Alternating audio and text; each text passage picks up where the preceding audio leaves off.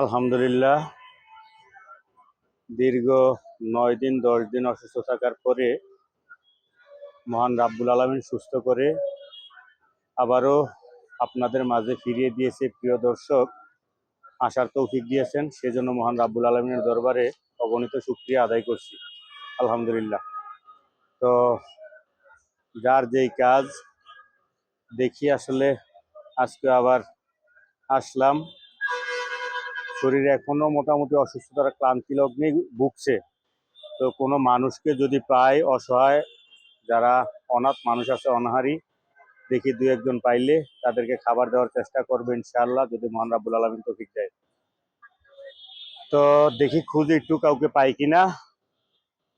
এখানে অহরহই মানুষ থাকে, এরকম অনাহারী মানুষ, যাকে তাকে দেখলেই চায় এবং কেউ দেয় কেউ দেয় না।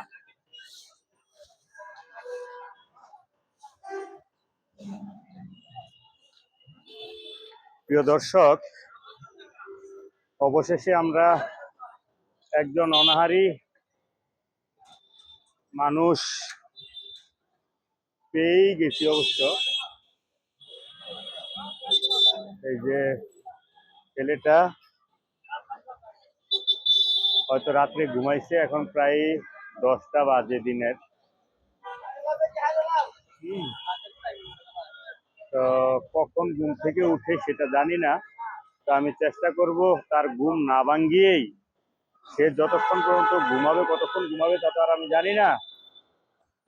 তো তার ঘুম না ভাঙ্গিয়ে আমি আমি খুব রিসেন্টলি চলে যাওয়ার চেষ্টা করবো ইনশাআল্লাহ। তো তার আগে তার ঘুমন্ত অবস্থায় তার পাশেই একটু খাবার দেওয়ার চেষ্টা করি, যদি মহান রাব্বুল আলামিন তৌফিক দেয়। ততক্ষণ আপনারা পাশেই থাকবেন। আর আরেকটা কথা হচ্ছে, প্রিয় দর্শক, এই যে ছেলেগুলি বা শিশুগুলি বাড়ি থেকে, যার যার বাড়ি থেকে বেরিয়ে আসে, এই বেরিয়ে আসার পিছনে আমাদের সংসারের অবশ্যই জঘন্যতম কোনো না কোনো কারণ রয়েছে। যে জঘন্য কারণে অর্থাৎ নির্যাতনের কারণে তারা নিজের আপন মাতৃভূমি, আপন বাসস্থান থেকে বেরিয়ে এসে এইভাবে রাস্তায় ফুটপাতে পড়ে থাকে, অনাহারে আর অনাদরে, অবহেলায়। তো এই শিশু নির্যাতনের বিরুদ্ধে আমি আমার অবস্থান আল্লাহর রহমতে জিরো টলারেন্স, যার জন্য আমার যতটুকু সম্ভব হয় আমি এদের পাশে দাঁড়ানোর চেষ্টা করি, একটুখানি খাবার দিয়ে। তো আপনাদের অবস্থান কতটুকু এই শিশু নির্যাতনের বিরুদ্ধে, এটা আপনারা অবশ্যই জানাবেন। আর আমাদের রাষ্ট্রের দায়িত্ব কি, আমাদের সমাজের দায়িত্ব কি, এই ধরনের অবহেলিত এবং অনাদরে পড়ে থাকা মানুষগুলির প্রতি আমাদের ব্যক্তিগত কি দায়িত্ব, সামাজিক কি দায়িত্ব, রাষ্ট্রীয় কি দায়িত্ব এবং পরিবারের কি দায়িত্ব থাকা উচিত, যে যেই দায়িত্ব থাকলে আর এইভাবে এই শিশুগুলি ঘর থেকে বেরিয়ে আসবে না। ভাই, আমার একটা খিচুড়ি দেন, পার্সেল। অবশেষে আমরা একটা খিচুড়ির দোকানে আসলাম। খিচুড়ির দোকানে এসে একটা পার্সেল খিচুড়ি নিয়ে ওর মাথার পাশে রেখে চলে যাওয়ার চেষ্টা করব। একটা পার্সেল খিচুড়ি দেন।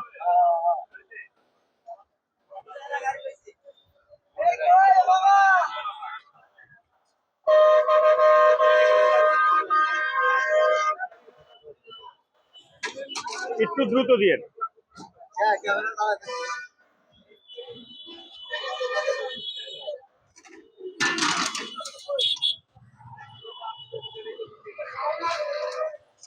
পার্সেল পার্সেল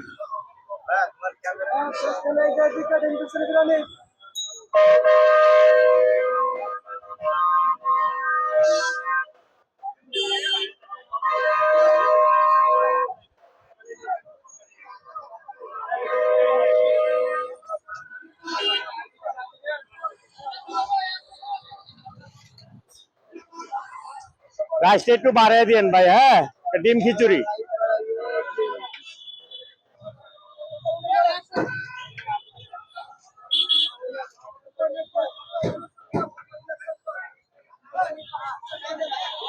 প্রিয় দর্শক, এই অনাথ, অবহেলিত, অনাহারী মানুষগুলির পাশে মহান আল্লাহর অশেষ রহমতে আর আপনাদের দোয়ায় সব সময় থাকার চেষ্টা করি এবং থাকার চেষ্টা করবো ইনশাল্লাহ, যতদিন আল্লাহ বাঁচিয়ে রাখে এবং তৌফিক দেয়। তো এর জন্য আপনারা যদি মানবিক কাজে উদ্বুদ্ধ হয়ে থাকেন এবং মানবিক কাজগুলি পুলিশ ইন্ডিয়া যদি ভালোবাসা থাকেন এই কাজগুলিকে, তাইলে আপনারা আমার একটু সহযোগিতা করবেন, টাকা পয়সা দিয়ে নয় প্রিয় দর্শক। এই ভিডিওগুলি প্লিজ একটু শেয়ার করে দিবেন, আপনার আঙ্গুলের একটা চাপে একটু শেয়ার করে দিবেন। ফেসবুকে দেখলে একটা ফলো দিয়ে দিবেন, ইউটিউবে দেখলে একটা সাবস্ক্রাইব করে দিবেন, আর বেশি বেশি শেয়ার করে দিবেন প্লিজ প্রিয় দর্শক। আপনাদের একটা শেয়ার, একটা ফলো এবং একটা এই সাবস্ক্রাইবের মাধ্যমে এই ধরনের অনাথ মানুষগুলির পাশে দাঁড়াইতে মহান আল্লাহ যদি আমাকে দয়া করে, আমি আরো উৎসাহিত হব, উদ্বুদ্ধ হব। সবাই ভালো থাকবেন। তাকে এখন খাবারটা দিয়ে তার ঘুমে ডিস্টার্ব না করে, তবে তাকে একটু বইলা দেয় যাতে এখানে কুকুর বিড়াল দৌড়াদৌড়ি করে, কুকুর বিড়াল এই খাবারটা অন্তত নিয়া চইলা না যায়। এই জন্য তার একটু তার হাতে দেওয়ার চেষ্টা করি খাবারটা। রে বাবা, এই যে এই যে এই যে বাতিজা, এই খাবারটা ধরো, ঘুম থেকে ওইটা খাইও। হ্যাঁ, নাও। তো এখন ঘুমাও, এটা সুন্দর করে রাখো যাতে কুকুর টুকুরে থাপা দিয়া না নেয়। হ্যাঁ, তো প্রিয় দর্শক, খাবারটা আমরা তার হাতে পৌঁছে দিলাম।